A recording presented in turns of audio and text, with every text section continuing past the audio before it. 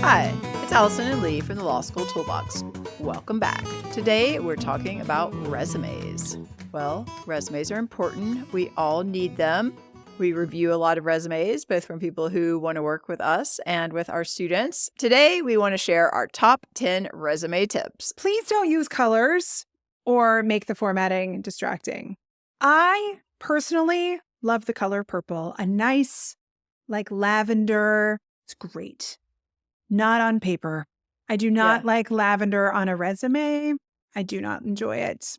I'm sorry. I really Not don't. on a legal resume. Not on a legal if you're resume. applying to be a dance instructor or something. Or designer, cool. Graphics designer, maybe. And but then, no, probably not. But definitely not on a legal resume. No, Lawyers black and white. Yeah, black and white, like standard fonts. Mm-hmm. Use judicious bold, maybe some italics, maybe a few underlines.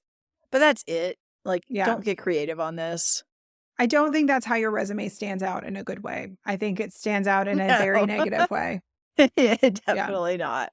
Yeah. And it just shouldn't be distracting. Sometimes people get really elaborate with a lot of columns and things. And it's okay, I can see that working. I've seen good resumes that have multiple columns. Most of them do not work well in that format. You just want it to be very easy to read and clean and easy to follow because people are looking at this quickly. They're processing it quickly. They might be looking at it on a screen. So you want to review it on a screen. If I'm on my iPhone and you've got 2 columns, come on, there's no way I can read that. Yeah. Mm-hmm. It's so true.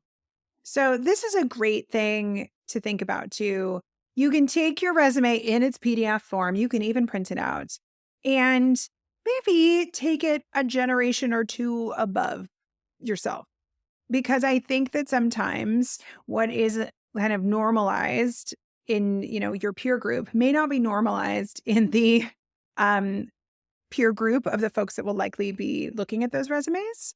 So, I think that's another thing. It's maybe go to a mentor, go to a trusted, parent or family friend, who is the population that's going to be looking at the resume and make sure it meets those norms.